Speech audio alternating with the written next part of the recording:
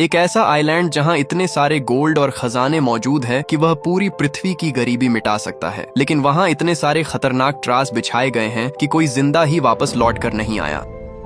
इस एडवेंचरस कहानी की शुरुआत होती है इंडोनेशिया के एक आइलैंड को दिखाते हुए, जहां पर कुछ गैंगस्टर्स की टीम बहुत ही ज्यादा खुश लग रही थी। दरअसल उन्हें फॉरेस्ट के अंदर उन्हें सर्च के दौरान कुछ अनोखी चीजें मिली होती हैं। ये चीजें काफी ज्यादा एंशिएंट थीं, जिनकी ब्लैक मार्केट में बहुत ज्यादा रेट है। इसीलिए वह सब इतने ज्यादा हैप्पी थे कि उन्हें बेचकर वो पैसे कमा सकते हैं। अब इसी चीज का जश्न वो सब मना रहे थे। उन्हीं में से एक आदमी होता है जो साइड में टॉयलेट करने चला गया, लेकिन अब ट्रेवल करते हुए अचानक उसे जमीन पर एक मास्क मिलता है। वो मास्क लोहे का था और इस जमाने में इस तरीके के मास्क का यूज नहीं होता। वह आदमी इस बात पर काफी सोचने लगा कि यहाँ पर यह कैसे आया, और अब वह उसी जगह से थोड़ा आगे बढ़ गया एक्सप्लोर करने के लिए। तभी उसे पहाड़ के बीचों बीच एक छोटी सी सुरंग दिखाई दी। अब उस गैंगस्टर को एकदम से जिज्ञासा हो गई कि अंदर क्या हो सकता है। इसीलिए वह बिना अपने साथियों को इन्फॉर्म किए उस छोटी सी गुफा के अंदर चला गया। उसका मानना था कि यहाँ पर और भी ज्यादा एंशिएंट चीजें मौजूद हो सकती हैं और उन सारी चीजों को वह अकेले ही रखेगा। अब अंदर एंटर करते ही वह आदमी एकदम चौंक गया, क्योंकि भले ही यह गुफा बाहर से छोटी दिखाई देती है, लेकिन अंदर यह बहुत ही ज्यादा बड़ी है। वहाँ पर अलग अलग चैम्बर्स मौजूद थे, जैसे कि इसे किसी ने बनाया है। लेकिन अब इस आदमी को अंदाजा नहीं था कि वह किस गलत जगह पर आ चुका है। अचानक वो आदमी जैसे ही अपना कदम बढ़ाता है, तभी जमीन एकदम से धंसने लगी। लग रहा था कि ठीक उस जगह के नीचे भी एक चैम्बर मौजूद है। उस आदमी का पैर भी नीचे हो चुका था और वह चिल्लाते रह गया, लेकिन ऑब्वियस बात है उसकी मदद करने वाला कोई भी नहीं था। बेचारा उसके अंदर गिरकर सब कुछ एकदम ब्लैंक हो जाता है। वह अनजान सी चीज क्या है, ये थोड़ी देर में पता चल जाएगी। अब इसी तरीके से कई साल बीत जाते हैं और हमें उसी आइलैंड पर कुछ एक्सप्लोरर्स दिखाए गए। उन एक्सप्लोरर्स में तो सोल्जर्स भी शामिल थे। अब देखने से तो लगता है कि ये सब उस खजाने की तलाश में आए हैं जो इस आइलैंड पर सालों से कैद रखा गया है। लेकिन एक्चुअल रियलिटी ये थी कि उन लोगों को बिल्कुल अंदाजा नहीं कि इस आइलैंड पर क्या मिल सकता है। उनमें से बन नाम का एक बिजनेसमैन था जो बहुत अमीर होता है। वो यहाँ पर अपनी गर्लफ्रेंड के साथ सिर्फ इसलिए आया था ताकि वर्ल्ड वॉर 2 के दौरान जो जंग हुई थी, तो जापानीज आर्मी ने यहाँ पर कई सारे बंकर्स बनाए थे। अब ऑब्वियस बात है कि उसके अंदर कई सारी एंशिएंट चीजें हो सकती हैं, और बैन को शौक था कि पुरानी चीजों की कलेक्शन जमा करना। उसने तो एक कैप्टन और कई सोल्जर्स को भी पैसे दिए होते हैं ताकि वह उनकी प्रोटेक्शन करें। जैसे क्या नाम की एक आर्कियोलॉजिस्ट भी उसके साथ होती है जो उन रिसर्च में उसकी मदद करेगी। फिलहाल तो वह सब एक्सप्लोर ही कर रहे थे, क्योंकि उन्हें कुछ मिला नहीं होता। कैप्टन अपने सोल्जर्स के साथ यह पूरा इंश्योर कर रहा था कि वो बेन और उसकी गर्लफ्रेंड को चोट नहीं पहुंचने देंगे। चाहे कुछ भी हो, वो उनकी प्रोटेक्शन करेंगे ही। तो अब सारे सोल्जर्स अपने कैप्टन द्वारा दिए गए कमांड को फॉलो करते हुए अलग अलग डायरेक्शन में जाते हैं। लेकिन तभी अचानक एक जगह से किसी सोल्जर के चिल्लाने की आवाज आई। ये देखकर सभी एकदम चौंक गए और उसे बचाने के लिए आगे बढ़े, पर पता चला कि एक गुफा के अंदर से किसी इंसान का स्केलेटन बाहर निकल रहा है। वैन और उसकी गर्लफ्रेंड काफी चौंक गए थे, लेकिन फिर बाद में पता चला कि यह तीसरे सोल्जर का एक मजाक था। उसे कुछ नहीं हुआ होता, वह तो सिर्फ सभी को डराने की कोशिश कर रहा होता है। कैप्टन को यह बात बिल्कुल पसंद नहीं आती और वह सोल्जर को डांटता भी है। लेकिन यहाँ बातों ही बातों में उन्होंने एक बंकर भी खोज निकाला था। तो अब बन जेसिका से कहता है कि तुम्हें अंदर जाना चाहिए ताकि कुछ इंपॉर्टेंट चीजें मिल जाएं। लेकिन जेसिका उस जगह पर जाने के लिए थोड़ा डर रही थी। इसीलिए अब बैन कैप्टन और सोल्जर से कहता है कि तुम बाहर रुको, और वह खुद जेसिका के साथ अंदर जाकर उसकी मदद करेगा। अंदर पहुंचकर जितनी भी यूनिक चीजें थीं, वो दोनों उसे एक्सप्लोर करने लगे। वहाँ बाहर की तरफ कैप्टन और सोल्जर्स में भी बातचीत चलती है कि बेन यहाँ पर आखिर क्यों आया है। अपनी जान जोखिम में डालकर इतना दूर आना, वह भी सिर्फ बंकर के लिए, ये एकदम बेवकूफी है।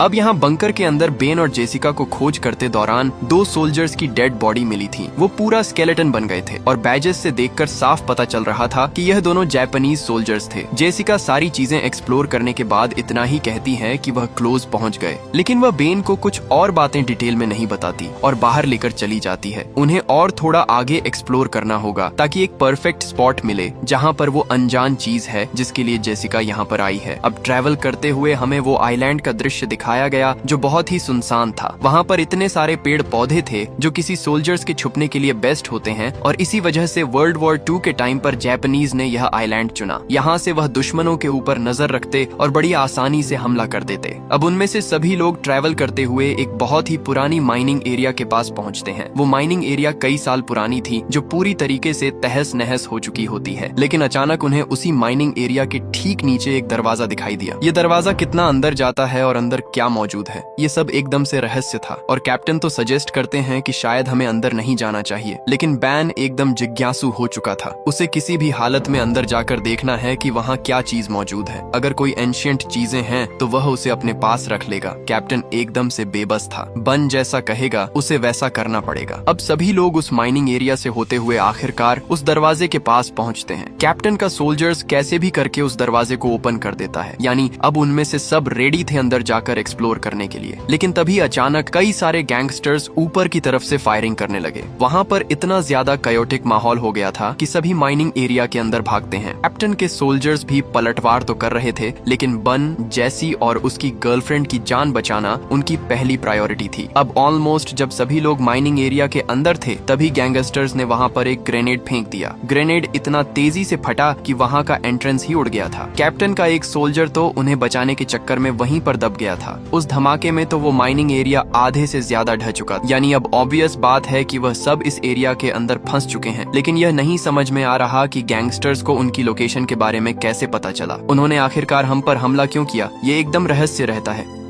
अब थोड़ी देर बाद सभी होश में आते हैं और देखते हैं कि उसके कितने लोग घायल हुए। कैप्टन का एक सोल्जर तो घायल होने के कारण मरने ही वाला होता है। इसीलिए अब सभी लोग ये पूछने लगते हैं कि यह हुआ कैसे। इस मोमेंट पर बहुत सोचने के बाद बैन आखिरकार एक सच्चाई सभी को बता ही देता है। उसने कहा कि कई साल पहले मेरे फादर भी इस आइलैंड पर आए थे और उनका मानना था कि यहाँ बड़े पैमाने पर गोल्ड और खजाने रखे गए हैं, लेकिन आज तक उसे कोई ढूंढ नहीं पाया। इसीलिए यह बात सिर्फ बैन और जेसिका को ही पता थी कि इस आइलैंड पर खजाना है, और यह भी एक रीजन था कि वह सब यहाँ पर आए हैं। बैन अंदाजा लगाता है कि शायद जिन गैंगस्टर्स ने उनके ऊपर हमला किया उन्हें भी इस राज के बारे में पता है और इसी वजह से उन सब की जान खतरे में पड़ गई। अब कैप्टन इस बात पर बहुत गुस्सा होता है क्योंकि यह चीजें बन ने पहले नहीं बताई और अब यह क्योटिक माहौल उसकी वजह से ही क्रिएट हुआ है। कैप्टन को बहुत बुरा लग रहा था कि उसका एक सोल्जर मारा गया और अब कैप्टन ने डिसाइड कर लिया है कि वह अपने लोगों को लेकर यहाँ से जाएगा, चाहे कुछ भी हो जाए। वो बन का और साथ इसमें नहीं दे सकता। बन और जैसिका यह बात समझ तो चुके थे, लेकिन वापस जाने का रास्ता बंद हो चुका होता है। वहाँ बड़े बड़े पत्थर गिर चुके हैं, यानी कि उन्हें कोई और वे देखना होगा बाहर निकलने का। कैप्टन और बाकी सोल्जर्स सब आगे बढ़कर चारों तरफ देखने लगते हैं। अचानक उन्हें सामने एक रास्ता दिखाई दिया। अब नोटिस करने पर तो यह गुफा छोटी दिखाई देती है, लेकिन जैसे ही वह उस रास्ते की तरफ बढ़े जो नीचे की तरफ जा रहा था, तब जाकर पता चला कि यह तो सिर्फ इस गुफा की शुरुआत है। अंदर एक बहुत ही बड़ा बंकर बनाया गया था। आखिर वहाँ पर क्या क्या अनोखी चीजें हो सकती हैं, थोड़ी देर में पता चल जाएगा। कैप्टन और सोल्जर्स के पीछे सभी लोग एकदम डर कर आगे बढ़ रहे थे। अब उन सीढ़ियों से उतरने के बाद वह सब एक लकड़ी के पुल पर आ गए।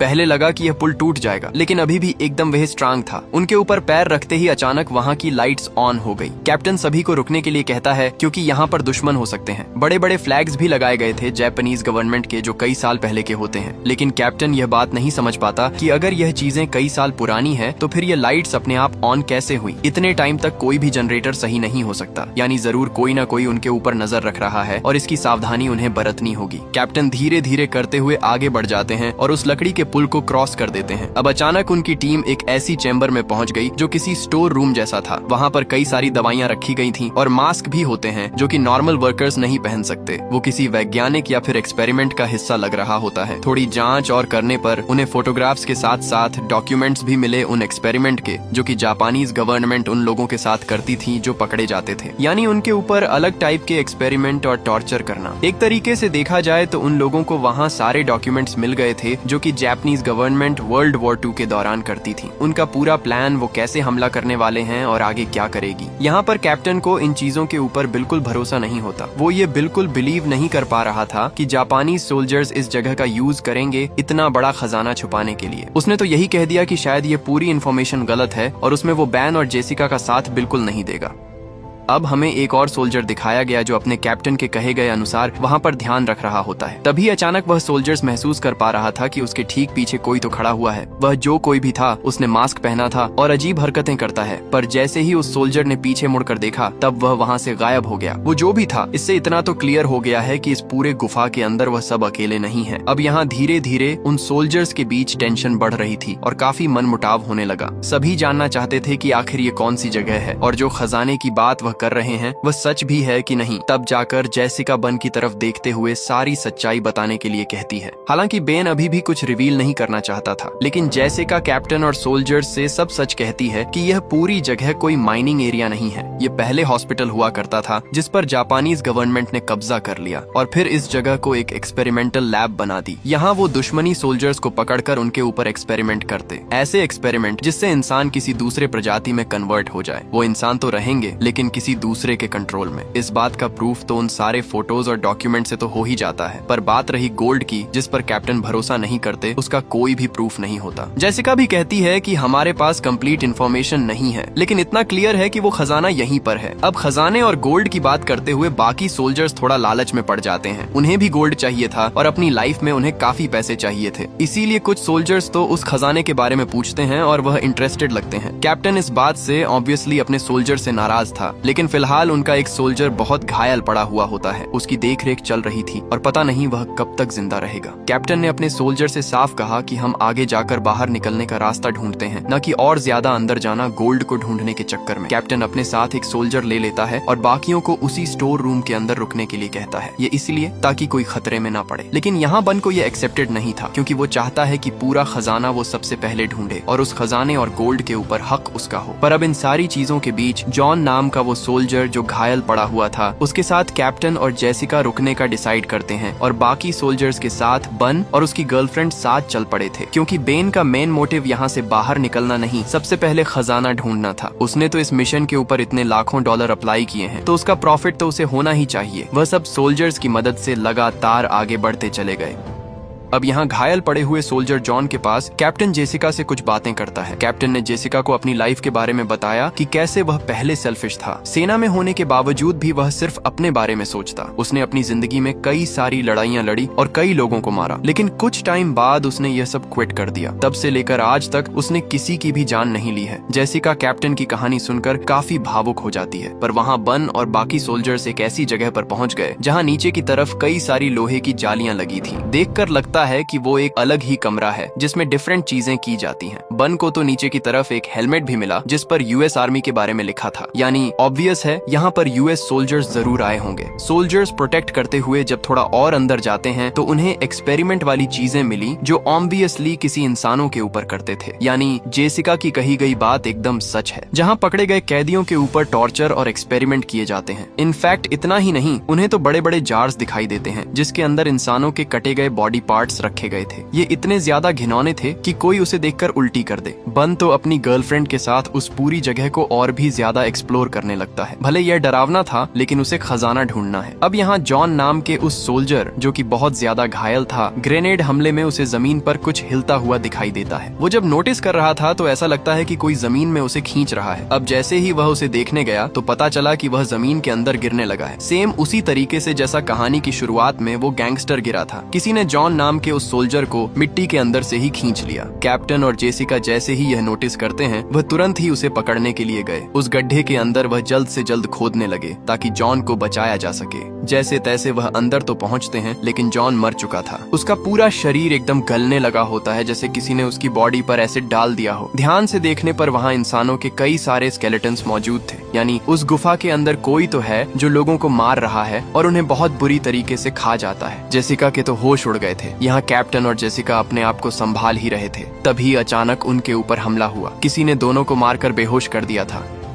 दूसरी तरफ हमें एक सोल्जर दिखाया गया जो गोल्ड ढूंढने के लिए अलग ही निकल पड़ा था, लेकिन उन सोल्जर्स के ऊपर किसी ने हमला कर दिया। ये ऐसे लोग थे जिनकी बॉडी एकदम से गल चुकी थी और चेहरे पर लोहे के मांस लगे हुए थे। देखने से पता ही नहीं चल रहा था कि वो इंसान है या फिर जानवर। वो इतने बुरी तरीके से सोल्जर के ऊपर झपटते हैं कि उसकी आंखों को ही फोड़ देते हैं। बेचारा सोल्जर्स कैसे भी करके अपने आप को बचा रहा था। और ध्यान से देखा जाए तो इन अजीब से क्रिएचर वाले लोगों ने जो मास्क पहना हुआ है, वैसा ही सेम मास्क कहानी की शुरुआत में उस गैंगस्टर को मिला था। यानी असली रहस्य तो अब रिवील हो रहा है। उन खतरनाक क्रिएचर वाले लोगों ने एक सोल्जर को मार दिया और अब बचा था दूसरा सोल्जर। वो अपने आप को बचाने की कोशिश तो कर रहा था, लेकिन क्रिएचर्स की संख्या बढ़ती जा रही थी। बहुत लड़ने के बाद एक मोमेंट ऐसा आता है जब वह हार मान चुका था और अब शायद वह सभी इंसानी क्रिएचर्स उसे खत्म कर देंगे। लेकिन इन चीजों का शायद उन सोल्जर को पता नहीं था और ह्यूमनॉइड करिए चेस ने उन्हें मार दिया। दूसरी तरफ दिखाया जाता है कैप्टन और जेसिका को, जिसके सामने मास्क पहना हुआ एक आदमी खड़ा था। उसके हाथ में वेपन होता है और वह अपने आप को वर्ल्ड वॉर 2 का जापानी सोल्जर बता रहा था। कैप्टन और जेसिका अपना सर झुकाकर उसे समझाने की कोशिश करते हैं। अब वो जो कोई भी जापानी सोल्जर था वह तो यह कहने लगा कि जापान वर्ल्ड वॉर 2 जीत चुकी है और चारों तरफ उनका ही राज हो चुका है, पर अभी भी जंग जारी है, इसीलिए वह वर्ल्ड वॉर 2 के बाद से यहीं पर रहे और कभी बाहर ही नहीं निकले। लेकिन जेसिका उस आदमी को साफ कहती है कि जापान हार चुका है, उन्होंने पहले ही सरेंडर कर दिया था और अब तो यह 20 सेंचुरी चल रही है। वो जापानीज सोल्जर एकदम चौंक गया हो और अपने वेपन नीचे करता है। तब जाकर जेसिका ने उसे टैब पर कुछ वीडियोस दिखाए। ये वीडियोस में साफ पता चल रहा था कि जापानीज गवर्नमेंट के प्रेसिडेंट सरेंडर कर रहे हैं, यानी वो सब हार चुके हैं और जंग सालों पहले खत्म हो चुकी है। उस जापानी सोल्जर ने अपना मास्क हटाया और पता चला कि उसका चेहरा एकदम से खराब हो चुका है। वो एकदम से शॉक में था कि उसे तो यह बात पता ही नहीं होती और तब से उसे यही लग रहा है कि बाहर अभी भी जंग जारी है। इसी वजह से वह सालों से यहीं पर कैद है। ये चीजें अगर उसे थोड़ी देर पहले भी पता होती तो वह अपने साथी को बचा लेता, क्योंकि वह तो स्ट्रेचर पर जो लेटा था वह मर चुका है। जब वह जापानी सोल्जर थोड़ा इमोशनल होकर नीचे गिर पड़ा था तो कैप्टन ने मौका देकर उसका ही वेपन सामने रख दिया। यह इसलिए क्योंकि उसके साथ डील करना खतरनाक हो सकता है। कैप्टन और जेसिका पूरी कोशिश कर रहे थे कि वो उस अनजान सोल्जर से सब कुछ उगलवा लें। उन्होंने पूछना स्टार्ट कर दिया कि तुम्हारी ऐसी हालत कैसे हुई और इतने सालों बाद भी तुम कैसे जिंदा हो यहाँ पर। तब जाकर सोल्जर बताता है कि जापानीज वैज्ञानिकों ने जो इंजेक्शन और जो एक्सपेरिमेंट उनके ऊपर किए थे ये उसका नतीजा है, यानी उन सोल्जर्स की टीम के ऊपर अलग अलग एक्सपेरिमेंट कराए गए और ये सारी चीजें ये बोलकर होती हैं कि तुम कभी बूढ़े नहीं होगी, तुम्हारी जवानी हमेशा बरकरार रहेगी। वैज्ञानिकों ने तो बाहर जाने का रास्ता भी बंद कर दिया था और जो बचे हुए एक आध रास्ते थे वह सिर्फ उन्हें ही पता था। यह बात सुनने पर जेसिका और कैप्टन काफी शॉक में हो गए, पर वह सोल्जर बताता है कि जापानीज वैज्ञानिक यहीं पर नहीं रुके, वह अपने एक्सपेरिमेंट को नेक्स्ट लेवल तक लेकर जाना चाहते थे, इसीलिए उन्होंने हम सभी को यहाँ पर कैद किया और अलग अलग इंजेक्शन देने लगे। इस इंजेक्शन से वह एक्चुअली यह चाहते थे कि सभी सोल्जर्स एक ऐसी आर्मी बना लें जो कभी भी नहीं मरती हो और उनके लिए काम करें, यानी जापान के लिए ऐसे सोल्जर्स जो डेड हैं लेकिन अपने दुश्मन को बहुत बुरी तरीके से चोट पहुंचा सकते हैं। ना ही इन्हें कोई मार सकता है बल्कि यह कुछ टाइम बाद वापस जिंदा हो जाएंगे। उस जापानी सोल्जर ने तो एक डार्क रियलिटी जापान के बारे में सब बता दी थी, यानी कि ऐसी सेना जो पूरे देशों पर अपने आप ही कब्जा कर ले। कैप्टन और जेसिका टेंशन में आकर उससे बाहर निकलने का रास्ता पूछते हैं। उस भयानक सोल्जर ने कहा कि पहला रास्ता ढक चुका है, एक और रास्ता है, लेकिन वहां पर जाना खतरे से खाली नहीं होगा।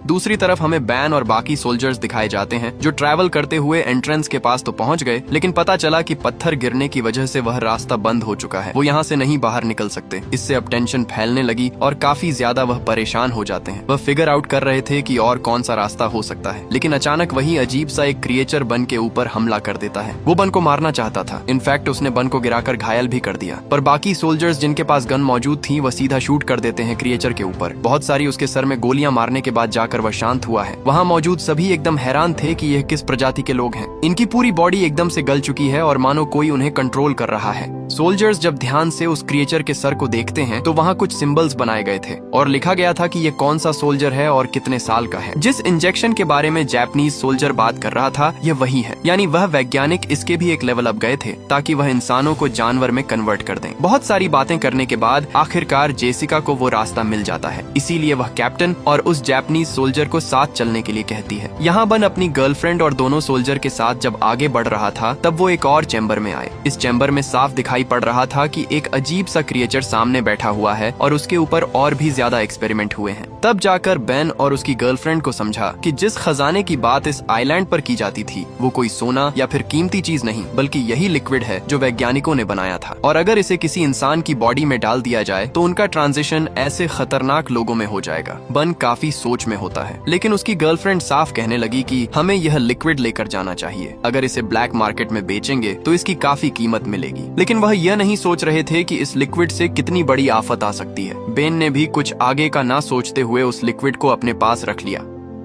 अब वो सोल्जर्स थोड़ा और आगे बढ़ते हैं जहां से उन्हें बाहर निकलने का रास्ता मिले। वो एक बड़ा सा डोर था जिसे ओपन करने के बाद एक गुफा आती है। अब जैसे ही वह गुफा में आगे बढ़ने के लिए कदम रखते हैं तब एक शॉकिंग चीज सामने आई। सीधे देखने पर वहां पर कई सारे क्रिएचर्स वाले इंसान मौजूद थे जो एक आर्मी की तरह खड़े होते हैं, यानी वैज्ञानिकों द्वारा बनाए गए वो फाइनल सोल्जर्स जो जापानीज गवर्नमेंट चाहती थी दुश्मनों से लड़ने के लिए। उस गुफा में इतनी बड़ी जापानीज आर्मी थी जो कि पूरी तरीके से इमॉर्टल है। एक्सपेरिमेंट के कारण ना तो उन्हें कोई दर्द फील होता है और ना ही उन्हें कोई मार सकता है। उनके अंदर सिर्फ एक ही जुनून है कि सामने जो भी आए उन्हें खत्म कर दें। अब वहाँ पर आकर उन लोगों ने सारी आर्मी को जगा दिया था, जो पूरी तरीके से एकदम हथियारों से लैस होती है, और अब क्रिएचर की पूरी आर्मी उनके ऊपर टूट पड़ी थी। बन, उसकी गर्लफ्रेंड और बाकी बचे हुए सोल्जर्स वापस चैम्बर में भागने का ट्राई करते हैं। उनमें से एक सोल्जर बहुत बुरी तरीके से तलवारों से मारा गया। अजीब से इंसानी क्रिएचर उन्हें एक बार में ही खत्म कर देते हैं। जैसे तैसे बेन अपनी गर्लफ्रेंड और दूसरे सोल्जर के साथ एक चैम्बर में पहुंचा और वहां से नीचे जाने लगा। फिलहाल तो उन क्रिएचर से बचना बहुत जरूरी है, क्योंकि एक बार हाथ में आग गए तो वह छोड़ेंगे नहीं। ट्रैवल करते हुए वह उस स्केलेटन वाले हिस्से में पहुंची जहां सभी को काट कर खाया जाता था। वहां पर तो वह अपने उस सोल्जर की डेड बॉडी भी देखते हैं जो घायल पड़ा हुआ था। फिर भी कैसे भी हिम्मत करते हुए वो आगे बढ़ते चले गए। बैन, उसकी गर्लफ्रेंड और उस सोल्जर तो उस जगह पर भी पहुंच गए जहां उस संदेह सोल्जर्स को उन क्रिएचर ने मारा था। अब उन्हें कुछ समझता नहीं कि कहां जाए, इसीलिए वह सीधा कैप्टन और जेसिका के पास बढ़ने लगते हैं। पता चला कि उन इमोर्टल सोल्जर्स की आदमी पूरी जगह पर फैल चुकी है। वह ढूंढ रही है अपने शिकार को मारने के लिए। बन के ऊपर एक क्रिएचर ने हमला कर दिया था, जिससे वह घायल हो चुका होता है। अब यहाँ उसकी गर्लफ्रेंड बन के लिए काफी फिक्र करने लगी कि वह शायद मर जाएगा, इसीलिए पता नहीं वो क्या सोच रही थी, और उसने तुरंत ही वह इंजेक्शन निकाला और बन के बॉडी में वही घुसा दिया। उसे लग रहा था कि इस इंजेक्शन की वजह से बन जिंदा रहेगा। अब वो सारे इमोर्टल सोल्जर्स उस जगह पर भी पहुंच जाते हैं जहां पर कैप्टन और जेसिका थे। कैप्टन जेसिका तो वहां से भाग जाते हैं अपनी जान बचाकर, लेकिन वो जापानीज सोल्जर जो ऑलरेडी इन्फेक्टेड था वो सरेंडर कर देता है। सारे इमोर्टल सोल्जर्स इतने ज्यादा बेरहम थे कि वो काफी बुरी तरीके से मौत देते। सभी आगे तो चल रहे थे, लेकिन बन की गर्लफ्रेंड उन्हें धोखा दे देती है। वो सिर्फ बन के बारे में सोच रही थी और उसे लेकर एक केव के अंदर जाकर छुप गई। पर यहाँ बन के अंदर जो लिक्विड गया था उससे वह कन्वर्ट होने लगा उन्हीं इमोर्टल लोगों में। उसकी हालत इतनी खराब हो जाती है कि कुछ ही देर में वो आउट ऑफ कंट्रोल हो गया और अपनी गर्लफ्रेंड को जान से मार दिया। यानी यह लिक्विड सच में काम करता है। कैप्टन और बचे हुए एक सोल्जर को भी वह पकड़ लेते हैं और एक एक करके मारने लग जाते हैं। कैप्टन मर चुका था और उसके साथ बचा हुआ एक सोल्जर भी लड़ने की कोशिश करता है, पर देखने से लग रहा था कि उन सोल्जर्स के पास भी हाई आईक्यू वाला दिमाग है। वो अच्छी तरीके से न ही उसे रोक रहे थे, बल्कि उसे एक साथ खत्म भी कर देते हैं। यानी अब ऑलमोस्ट सभी मर चुके हैं सिवाय जेसिका के। जेसिका वहाँ से बाहर निकलने का रास्ता ढूंढ लेती है और पानी के रास्ते ऊपर आ जाती है, पर उसके साथ पानी के अंदर से कोई और भी आया था। बाहर वही इमोर्टल सोल्जर निकलता है जिसने की जेसिका को पकड़ा और जान से मार दिया। धीरे धीरे करके उन पूरी इमोर्टल सोल्जर की आर्मी बाहर आ जाती है और अब वो बढ़ चले थे आगे की तरफ जहां वो सभी को मारेंगे। यानी इससे ये बात तो कंफर्म है कि अब शायद एक नई जंग शुरू होने वाली है। ऐसी जंग जहां पर इमोर्टल सोल्जर्स जिन पर एक्सपेरिमेंट करके बनाया गया है वो लोगों को चुंच कर मारेंगे। हमारी भी कहानी इसी खतरनाक एंडिंग के साथ यहीं खत्म हो जाती है।